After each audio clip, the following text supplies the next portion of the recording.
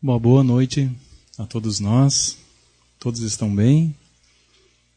Que todos possamos estar em paz nessa noite tão bonita, tão agradável. Família. Família é o ponto de encontro que a vida em si nos oferta, para a conta viva e certa do que se tem a fazer. Às vezes indica empresas de amor, renúncia e talento. De outras, é o pagamento de débitos a vencer. No lar ressurgem afetos, dedicações incontidas, riquezas em luz de outras vidas, no tempo a se recompor. Mas também dentro de casa é que o ódio de outras eras abre feridas austeras, reconduzindo ao amor. Vemos pais largando os filhos com desprezo e indiferença, e os filhos, em turba imensa, combatendo os próprios pais. Parentes contra parentes, lembrando aversões em brasa, unidos na mesma casa, sob direitos iguais. Se sofrimento em família é o quadro em que te renovas, tolera farpas e provas, aceitando-as, tais quais são. Não fujas, suporta e avança. Seja a tolerância aonde vás, segurança pede paz, e a paz é luz do perdão. Com esse poema lindo de Maria Dolores Espírito, através da psicografia de Chico Xavier, no livro Alma e Vida, que nós começamos essa reflexão de hoje. Família é tudo isso. E nós passamos nessa reflexão, na noite de hoje, a analisar o que será que é a família para nós. Que papel que a família desempenha na sociedade, na sua vida, no seu dia a dia. Que importância que ela tem. O que a doutrina espírita nos diz sobre a família? É ela importante para nós? E a gente vai ver, mundo afora, se analisar esse contexto geral da família, o quanto as famílias, nas últimas décadas, têm mudado no mundo. A gente vê hoje família de apenas um casal. E às vezes um cachorrinho. A gente vê uma família composta por um casal e 1, 2, 4 filhos, no máximo. Geralmente vão ser 1 ou 2 filhos, não mais aquelas grandes famílias compostas por 8, 9, 12 irmãos, como antigamente nossos pais e avós eram compostos aquelas famílias grandes. A gente vai ver família de uma mãe e apenas seus filhos, aonde o pai já não se encontra mais presente, ou pela ausência física, ou porque saiu para compor outra família. Nós vemos família onde irmão cuida de irmão, família onde pai e mãe são ausentes, aonde o vô e a avó assumem o papel de pais, de crianças inocentes. Nós vemos famílias que se amam e que se odeiam, gente querendo ter família e gente querendo deixar a família para trás. É uma confusão. No contexto geral de família, a gente vê também uma outra particularidade dos dias de hoje. As pessoas vivem num tempo sem tempo. É uma correria louca, desenfreada. Tudo é tão difícil, é disputado. Alguns anos atrás nós vimos aquele papel da família onde o pai sustentava e a mãe ficava em casa, cuidando com afinco, com amor, os filhos, criando, cuidando da casa. E hoje já parece que isso não é mais possível, não há essa condição, porque a mulher conquistou o seu espaço, ela tem sua liberdade, isso é muito bom, sinal de evolução, mas também o mundo exige mais de nós. São necessidades que são colocadas, impostas todos os dias. São cursos que nós queremos cada vez mais propor aos nossos filhos, qualificação, então a gente corre. É aluguel para pagar, é prestação do colégio, da faculdade, é a vida que o custo dela é alto, e torna-se aquela correria, porque você trabalha de dia, a esposa trabalha em dobro, sempre mais que o marido, porque ela, além de trabalhar muitas vezes de dia, ela chega em casa, ela tem que ainda cuidar dos filhos, dos afazeres do lar, e aquela correria. E os filhos vão ficando muitas vezes esquecidos, claro que nem sempre, porque quando a gente gosta, quando a gente ama, a gente acha um tempo, acha um jeito, mas na verdade o mundo hoje exige muito de todos nós.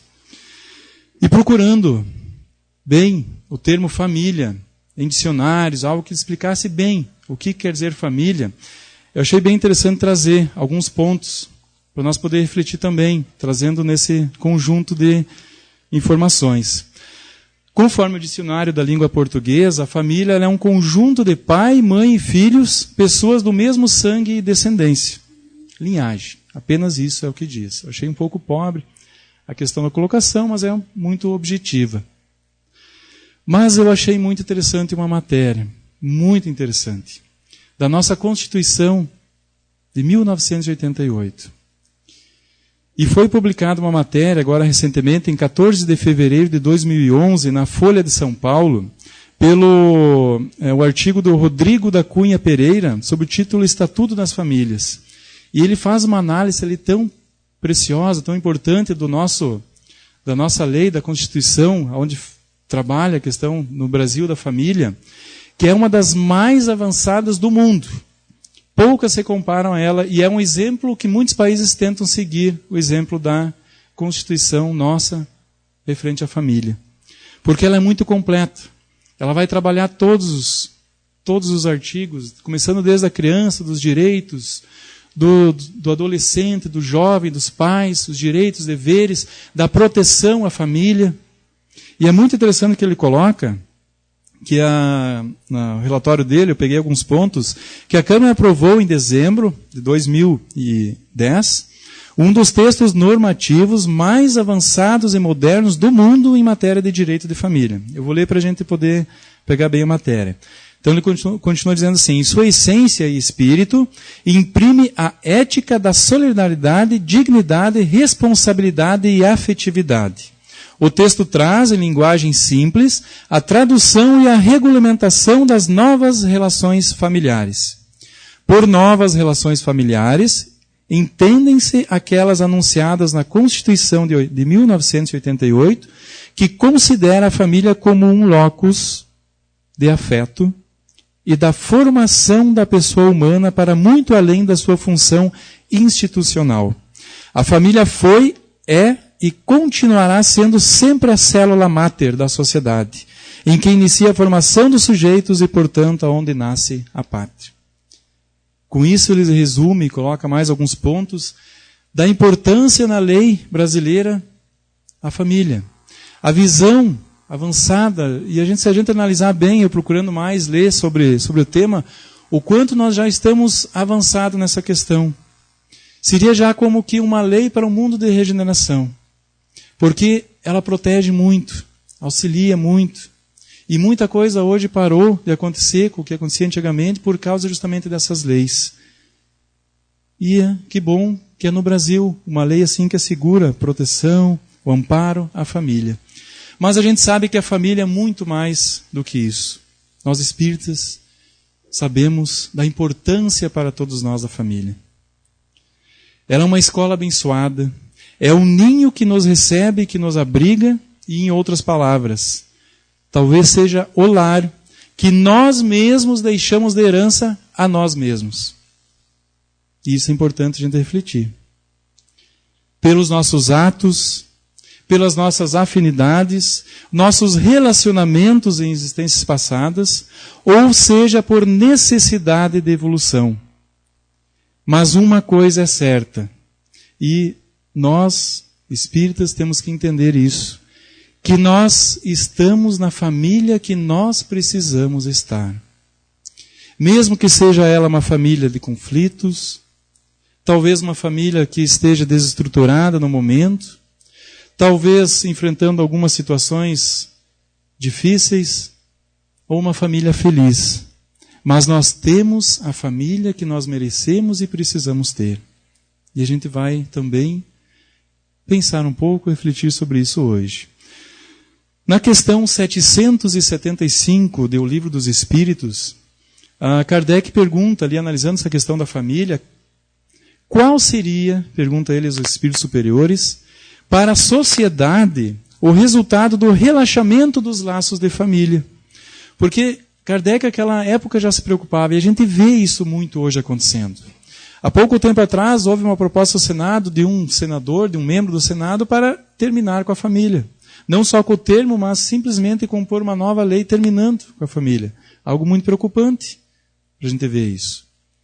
E o mundo hoje, as pessoas, Divaldo, Joana de Anjos, no livro de Divaldo, é muito importante a colocação, entrega-te a Deus, que ela coloca ali, que hoje, na era moderna, é muito comum os casais, as pessoas se conhecerem, cada um viver na sua casa, no seu lar.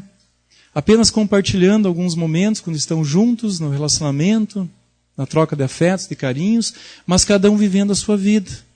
E perde-se qualidade, porque a família ela tem um sentido, ela tem um objetivo na nossa existência, que é justamente essa convivência, esse acerto, essa forma de entender, de tolerar o outro, de compreender. Isso é muito importante a gente analisar. Então os espíritos respondem a Kardec, ali na pergunta quando ele faz essa questão. Qual seria para a sociedade o resultado do relaxamento dos laços de família? E os espíritos respondem, uma recrudescência do egoísmo, quer dizer, um aumento significativo do egoísmo para o homem. E a gente sabe o mal que o egoísmo é para a sociedade humana. Se a gente vê hoje todas essas diferenças, dificuldades que a humanidade passa, grande maioria, se não na maior parte, é por causa do egoísmo, do orgulho, que a gente traz impressos em nós ainda. Então o colégio familiar, essa grande escola que é a família, ela tem suas origens na esfera espiritual. Ela começa lá. Todos nós planejamos, participamos de um planejamento, ou foi planejado para nós estarmos na família que estamos. Mas familiares também ficam no plano espiritual, familiares queridos, cuidando da nossa existência também, enquanto aqui estamos. São traçados planos, aonde, no caso, em seus laços, reúne-se todos aqueles que se comprometeram no além a desenvolver na Terra uma tarefa construtiva em busca da fraternidade real e definitiva. E de família em família, que a gente vai reencarnando, hoje nós estamos aqui inseridos na companhia de criaturas, sejam elas pais, filhos, maridos, esposas, companheiros, sogras, também, não dá para ficar de fora, né? Muito importante a sogra também, que a gente precisa estar na presença deles. Nós estamos nos defrontando com sentimentos dos mais variados e juntos partilhamos das desavenças, das crises ou das alegrias e superações em família. Porque é um grande aprendizado. É um ninho. Ali nos recebeu, é a primeira escola. O mundo é uma grande escola. Mas se você não se dá bem na família, se você não procura ajustar-se dentro da tua família, entender aquele ser humano que está contigo, como você vai entender alguém que você não conhece, longe, que não tem nenhum laço, que não tem nenhuma proximidade? A gente precisa pensar muito nisso. No livro Caminho, Verdade e Vida, Emmanuel sugere uma divisão no conceito de família. É bem interessante, eu até trouxe a revista, quem quiser se aprofundar um pouco mais, muito importante essa matéria, eu acredito que deve ter ainda na biblioteca ali, do mês de fevereiro agora, do mês retrasado. Família e parentela, esta aqui. Muito importante essa questão aqui. O autor aqui ele vem analisando justamente essa questão do livro Caminho, Verdade e Vida, de Emmanuel, e ele coloca ali 2 tipos de família, dividindo. Claro que dentro da análise de Kardec, do Evangelho segundo o Espiritismo, no capítulo 14, no item 8, que fala ali sobre os 2 tipos de família. Mas ele coloca numa linguagem também bem interessante. Família e parentela. Poderiam se dividir em 2. Parentela, ele dá ali a classificação, no caso. Seria um grupo de espíritos encarnados num campo de lutas, por vezes árduas, difíceis, para diluírem as imperfeições das suas almas. Um grupo consanguíneo, e que forçosamente vincula-se por reminiscência do passado de imposições de afinidades, com vistas à melhora espiritual. Nós vamos ouvir falar algumas vezes em afinidades, e a gente vai entender depois o porquê. Já a família seria o símbolo, olha o que Emmanuel diz, seria o símbolo dos laços eternos do amor, seriam almas extremamente afins, sintonizadas, portadoras de condições mais apuradas no que diz respeito às perfeições da alma, ou seja, de mais virtudes. É bem interessante. Claro que pegando o que Kardec diz ali no Evangelho, no capítulo 14, no item 8, das duas espécies de família, ele coloca que existem as famílias dos laços espirituais e os laços corporais. Os laços de sangue, diz Kardec, não estabelecem necessariamente os laços entre os espíritos. O que ele analisa ali? Que o corpo procede do corpo. O pai e a mãe fornecem o corpo. Esse sim procede do pai e da mãe. Mas o espírito não procede do espírito, porque o espírito já existia. E é aí que a gente tem que entender. E é justamente a reencarnação que vai nos clarear esse entendimento, entender isso. E por isso que a doutrina espírita ela é tão fascinante, tão maravilhosa, tão esclarecedora para nós. Que a gente passa a entender. A gente passa quando está passando um momento com dificuldade com algum familiar, e você já estuda a doutrina espírita, já leu, já está estudando, está em grupo de estudo, está entendendo um pouquinho mais, você já olha aquele familiar com uma forma diferente. Por mais que a situação seja difícil, mas você já olha com pensamento. Quem foi ele? Né? Eu preciso estar com ele. Não foi por um acaso que eu estou aqui, perto, passando isso. Tenho que tolerar, tenho que ter bondade. E a gente passa a entender que muitas vezes aquele familiar difícil é a pessoa que mais nós precisamos para a nossa evolução. Eu digo, sempre brinco com a minha esposa, às vezes alguns conhecidos, digo, a Juliana acertou na Mega Sena para estar casada comigo. Aí você já deve estar pensando, é convencido, né? Não é isso. Muitos dizem, está se achando. Não deixam terminar de falar. Acertou na Mega Sena, eu digo, porque nessa existência dela vai evoluir muito, porque o que ela está desenvolvendo é paciência, tolerância, porque não é fácil me aguentar às vezes. E a gente é assim na convivência. A gente tem que justamente se ajeitando aqui, ajeita ali, dá o braço a torcer, convive aqui. Muitas vezes a gente tem o filho que tem uma tendência, e não é fácil, às vezes é aquela criança difícil mesmo. Você vai ter que buscar ajuda, um psicólogo, vai ter que trazer na evangelização, vai ter que cuidar com teus atos e atitudes, com o teu exemplo, porque é o teu exemplo que vai ensinar. E tem que estar atento. É um filho querido, uma alma querida, não importa quem foi. Se foi alguém que causou-nos problema no passado, que nós causamos a ele, que ferimos, que magoamos, alguém dos nossos laços, ou até que mesmo que nós desviamos do caminho. Mas é uma alma, um espírito confiado a nós. E a gente precisa entender da importância de ser pai e mãe, de educar.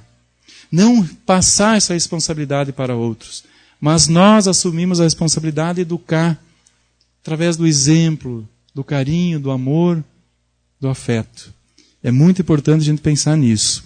Então os verdadeiros, continua dizendo ali, espíritos na mesma família, parentes próximos, geralmente, diz Kardec, são espíritos simpáticos, unidos por afinidades e simpatias. Os verdadeiros laços não são os do sangue, mas os da simpatia e da comunhão do pensamento que unem os espíritos antes, durante e depois. Estão analisando ali, os laços espirituais são duráveis, diz Kardec. Se fortalecem pela purificação e prosseguem no mundo espiritual através das várias migrações da alma. Permanece. E a tendência da família espiritual, essa durável, é ir sempre aumentando. Porque à medida que você vai se ajustando e se entendendo com aquele ser, aquele familiar talvez difícil, muitas vezes a gente acha que só que o outro é difícil, mas às vezes nós que somos o familiar difícil, que causa todo o transtorno. Mas à medida que a gente vai se ajustando, aquele familiar vai se ajustando, vai se criando aquele afeto, aquele carinho, e aí vem uma outra existência, às vezes ele vem já como um filho, e ele passa a agregar essa família e ela vai aumentando. E é esse o objetivo da família. É chegar a um ponto que a humanidade inteira será uma única família, composta por todos os espíritos afins que querem o bem, que querem o amor e o progresso. Mas ela começa ali no teu lar, no meu lar, na nossa casa. Aí que está a responsabilidade que todos temos. Já as dos laços corporais, Kardec diz que são frágeis como a matéria, se extinguem com o tempo e muitas vezes se dissociem já na existência atual. E a gente vê isso acontecer. Famílias lá que um irmão vai para outro lugar, um vai para cá, um para lá, um parente que é... E nunca mais. Às vezes em quando se falam, ou se encontram, né, num casamento ou num enterro. Isso acontece muito. Não tem nenhuma afinidade. Mas talvez tinha o objetivo estarem ali. E aí criam-se essas famílias que às vezes se terminam no tempo. Né? Claro que as mais próximas, aqueles que convivem conosco no lar. Há um laço de afeto maior, porque a gente vai cultivando ele, aumentando todo dia, e há com certeza um objetivo para eles estarem ali. Ninguém renasce nessa ou naquela família sem atender a exigências de uma escolha ou afinidade, ou expiação, ou ainda uma tarefa específica. O Espírito vem trabalhar junto daqueles com quem lhe compete evoluir, aprimorar-se, quitar-se ou atender programas de ordem superior. Muitas vezes essa nossa família espiritual que fica no plano espiritual, que ajudou nós, talvez já pela evolução deles também, na nossa programação, estão lá preocupados. O Lucas perdeu o rumo. Está indo para um lado lá, tomou decisões, escolhas próprias e fugiu totalmente da sua programação. Está lá fora, prestes a perder a oportunidade da sua existência. E aí, decidem-se, por amor, talvez não precisariam, mas eles vêm. Vêm como filho, vêm como um neto, vêm como um ser querido para ajudar, de alguma forma trazer de volta aquele ser ao caminho, a reflexão, de volta para o caminho do crescimento. E a gente vê, muitos casos, espíritos que vêm realmente com missão específica de ajudar aquela família, aqueles seres, para que eles possam, pelo menos, aprender nessa grande escola algo que irá os ajudar no seu crescimento. André Luiz nos diz no livro Sinal Verde, também achei bem interessante essa parte, que diz ali que muitas vezes as criaturas complicadas se agregam à nossa família, trazendo consigo marcas de sofrimento ou deficiências que foram impostas por nós mesmos em passadas reencarnações. E mais, nas provações e conflitos do lar terrestre, quase sempre estamos pagando, pelo sistema de prestações, certas dívidas contraídas por atacados. Vejam a reflexão de André Luiz. Vejam a importância desse detalhe. É bem interessante uma história que André Luiz acompanha pessoalmente, ela está no livro Ação e Reação. Ali André Luiz, já trabalhando na espiritualidade, ajudando, eles, em conjunto com outros espíritos, eles saem em busca, num local, a ajudar espíritos em sofrimento. Uma zona umbralina ali, onde haviam espíritos em sofrimento, eles vão em resgate, ajudando aqueles que já estavam prontos para serem ajudados e retirados dali. E eles encontram um espírito em muito sofrimento, que é amparado e ajudado. Quando ele é levado ao hospital, ali ao pronto-socorro, na espiritualidade, então eles, conversando com ele, investigando, procurando conhecer a história dele, ele se identifica como Antônio Limpo. E ele começa a contar a sua história, a relatar a ela todo o drama da sua vida, na sua história. E ela é bem interessante. Lá na época das grandes fazendas, das grandes terras, né, provavelmente, não diz ali o que era, mas devia ser cultivo de café, alguma outra coisa, aqueles grandes fazendeiros, os barões. Ele, filho de um grande fazendeiro, juntamente com mais 2 irmãos dele, eram 3, o pai havia desencarnado e o inventário estava por sair, aonde era uma grande quantidade de terras. E ele tinha projetos, planos para aquelas terras, mas ele precisaria de todas elas. Mas os irmãos não compartilhavam do desejo dele. Cada um queria pegar a sua, dar o rumo à sua vida, ajeitar. Um tinha um outro projeto, outro não se interessava muito, mas, enfim, não se interessavam pelo projeto dele. E ele, pela sua ambição, decide, começa a articular um plano na mente de assassinar os irmãos para ficar, antes que o inventário chegasse ao final, ele ficar com toda a herança. Visto que era o único casado, e os 2 irmãos ainda eram solteiros, a herança iria diretamente para ele. Então ele planeja, numa noite, convida-os para ir pescar, programa tudo, e prepara uma bebida sonífera para dar-lhes de beber. Eles vão num lago da fazenda muito profundo, uma parte muito funda do lago, um lago muito grande, e lá ele ancora o barco e ficam lá pescando, tomando aquela bebida.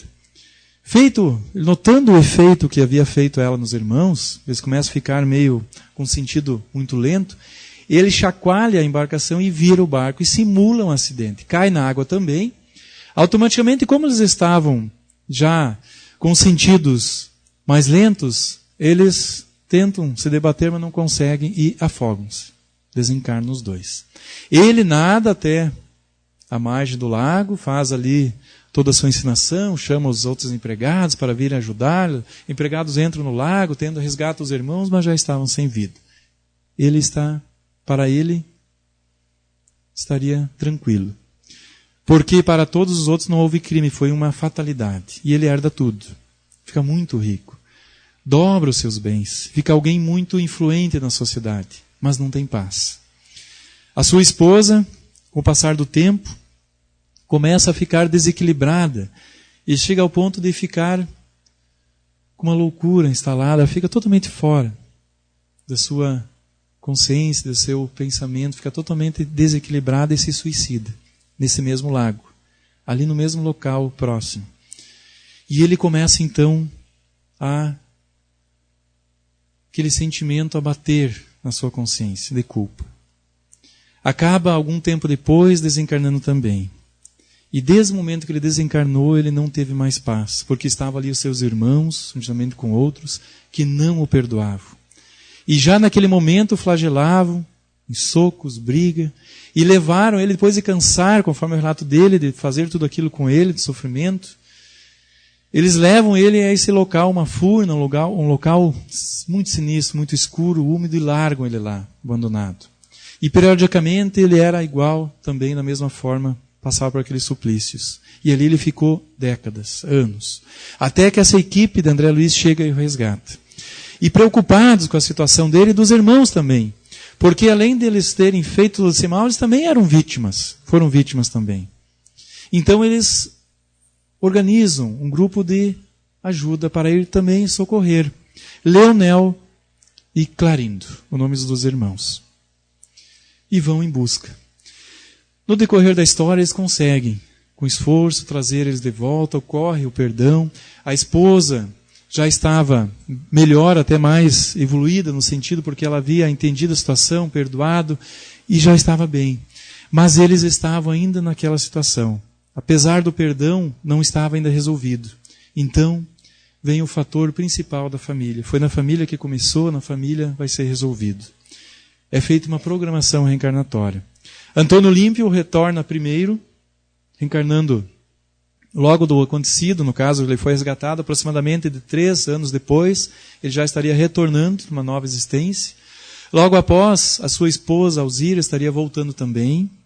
Como eles eram muito afins, se gostavam muito, se reencontrariam. E com certeza haveria grande probabilidade de aquilo tudo renascer e eles casarem. E quem eles receberiam de filhos? Clarindo e Leonel.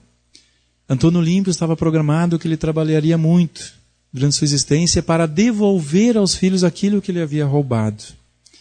E ele desencarnaria um pouco cedo, justamente deixando de herança aquilo que ele havia roubado dos seus irmãos na outra existência. E assim foi resolvida essa questão.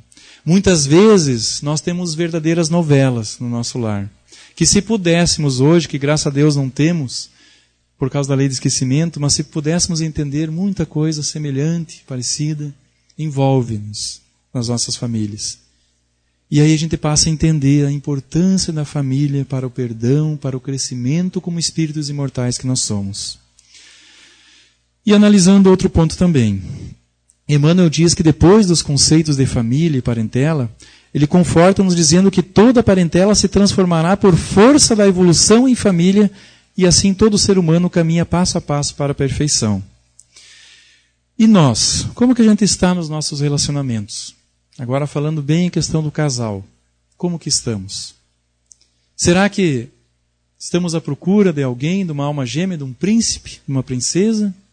Já encontramos ele ou ele se transformou num sapo, ou ela? Como que a gente está no relacionamento? A gente precisa analisar isso. Como a família evoluiu hoje, se a gente analisando tempos atrás, era muito diferente, né? Os mais antigos aqui sabem, hoje ainda existem algumas famílias assim, mas mudou muito. Sistema patriarcal. O pai mandava, fazia tudo, sustentava a família, mas ninguém podia contestar, ninguém podia dizer nada, não havia o diálogo, não havia conversa, troca de informações, porque era o que ele pensava, era o que tinha que ser e pronto. Né? Antigamente, então, o regime familiar ele era sistema patriarcal. Ainda existem alguns casos hoje, mas evoluiu, graças a Deus. Os casamentos, então, eram arranjados, muitas vezes, se via o dote, ou se via, muitas vezes, né, os pais acertando o casamento, isso já não existe mais. Apesar que tem, às vezes, algumas moças que olham que família que vem o rapaz sempre há algum interesse ainda, mas já a coisa não é mais tanto assim. As pessoas eram escolhidas, a mulher praticamente não tinha direitos, os filhos, muito medo do pai, principalmente, porque jamais podia falar nada, era muito complicado, não tinham opinião, era tudo por imposição, medo e pouco diálogo. É bem interessante, escutando dias atrás uma exposição, uma palestra do Alberto Almeida, um palestrante de renome internacional, principalmente dentro do Brasil, mas ele faz muito palestra fora também. E Alberto Almeida ele é um espírita, expositor da doutrina espírita e médico, psiquiatra também, então ele tem muitos casos assim, que ele traz e conta.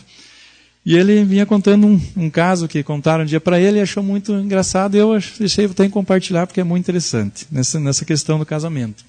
Certo dia, comentando que dois senhores conversando, e um deles querendo saber, mas eu nunca vejo você brigar com sua mulher, sempre está tudo bem, né? Você imagina 50 anos de casado sem uma briga, nada. Isso é difícil, né?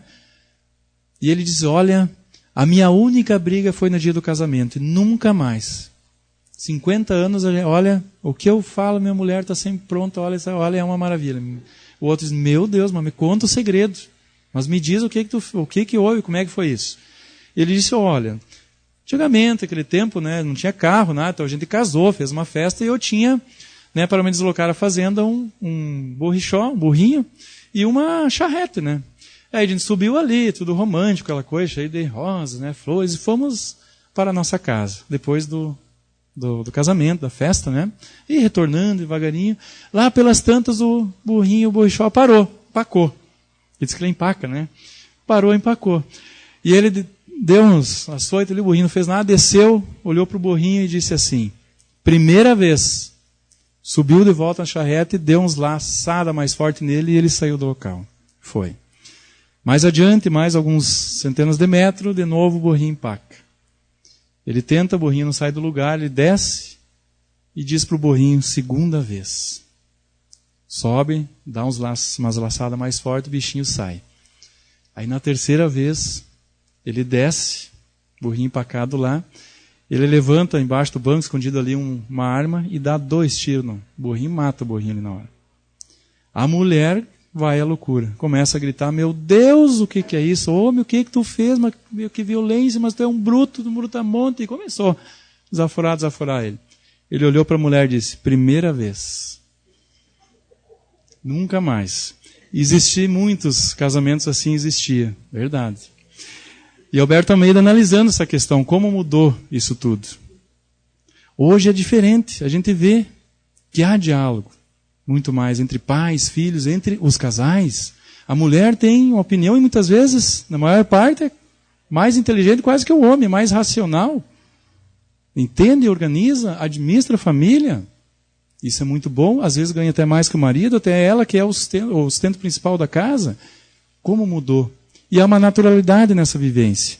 Mas a gente precisa entender, né, nesses casos, que o companheiro, a companheira, ela é, na verdade, ou ele é um grande companheiro, um grande parceiro na nossa caminhada evolutiva. Um ser individual que tem a sua forma de pensar e de agir. É um ser individual, é um espírito à parte individual. Talvez não pense da mesma forma como nós, mas tem que haver esse diálogo, essa relação. Porque senão, é claro que não vai dar certo. E a gente precisa ceder muitas vezes. Cada ser é o responsável por seu progresso espiritual, entretanto, ele deve ocorrer numa vivência conjunta com outros seres, pois o encarnado não vive nem progride sozinho. Logo, a sua primeira e principal fonte de convivência é sua família material. Mas e aí quando o relacionamento não dá certo? O que acontece? A gente entende que há muitos casos, mesmo feito após todo o esforço, porque é importante a gente entender que todo o esforço tem que ser feito, porque o relacionamento é algo muito sério. A gente entende que muitas vezes está nesse programa reencarnatório e é preciso essas pessoas se reencontrarem. Mas e quando não dá certo, que não tem mais solução, não há mais meio de levar adiante? A gente precisa pensar nisso também. Joana de Ângeles, no livro O Despertar do Espírito, ela diz ali, que todo relacionamento conjugal ou compromisso emocional, vejam bem, não é só o casamento em si, o compromisso emocional, onde uma pessoa cativa a outra e há aquele enlaço emocional entre ambos.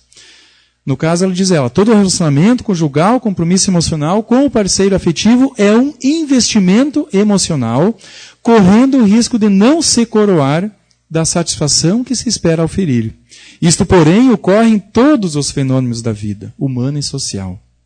Quando os resultados não são opimos, favoráveis, no caso, fica a valiosa lição da aprendizagem para futuros e melhores tentames de felicidade.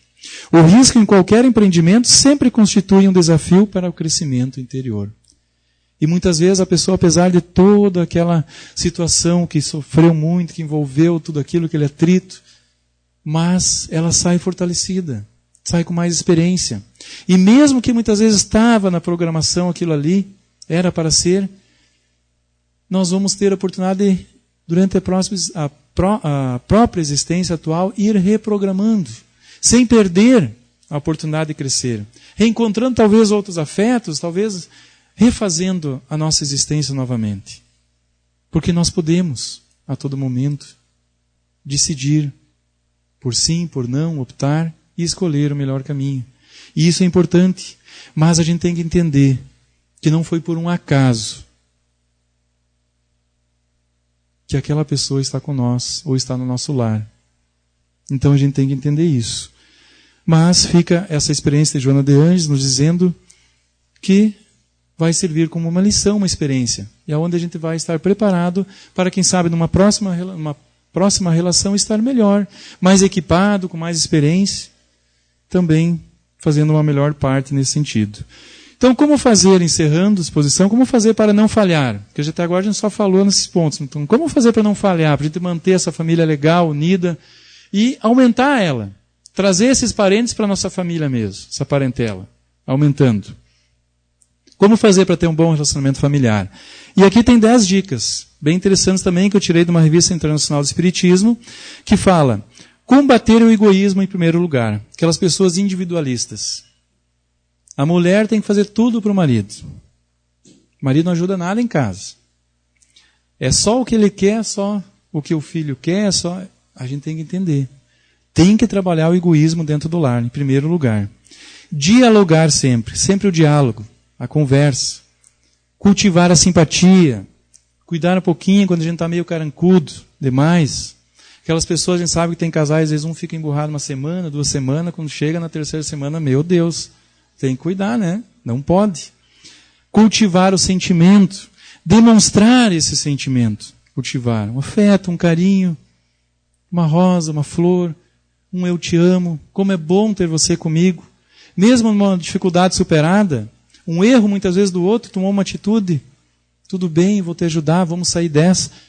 Compreender o próximo, entender. Porque o outro passa também a respeitar mais nós, quando a gente age assim dessa forma, porque ele passa a entender que a gente está entendendo ele, que ele é um ser imperfeito.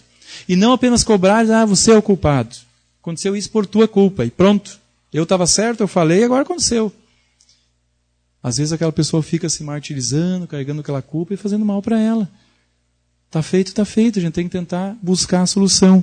Aceitar as diferenças, aceitar os defeitos, olhar e estimular o lado bom da pessoa, cultivar a amabilidade nas palavras e gestos e praticar a solidariedade. É bem interessante, porque se a gente conseguir todo dia fazer isso, entendendo que essa família é tão preciosa para nós. Talvez seja a família que nós estamos que vai ser o instrumento da nossa evolução nessa vida. Vai ser justamente aquele passo, aquele fator, se a gente conseguir conviver, se reconciliar, fazer o bem, vai ser o grande salto quântico na nossa evolução. Porque talvez quantos tempos nós viemos em brigas com esses espíritos. Que nós viemos muitas vezes perdendo existências por não se acertar, por não dar o braço a torcer, por não trabalhar o orgulho. E a gente vê hoje em dia tantos irmãos que não se dão com irmãos, filhos que não falam com pais. É tão triste. Porque quanto mais próximo, maior a necessidade dessa convivência harmoniosa e feliz. Então repensamos nos nossos encontros, desencontros e reencontros. Quem está conosco é porque precisa estar, e estamos onde precisamos estar.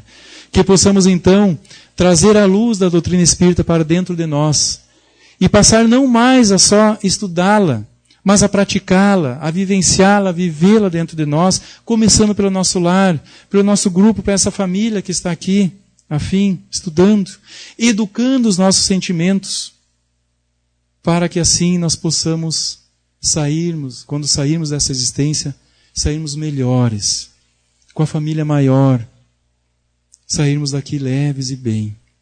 Eu agradeço muito a atenção de todos, que possamos voltar em paz aos nossos lares.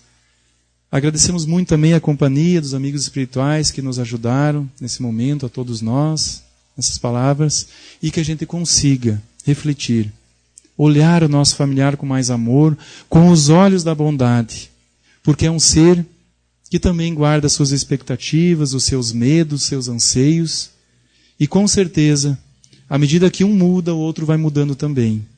O exemplo ensina muito. Obrigado a todos, que possamos ficar em paz.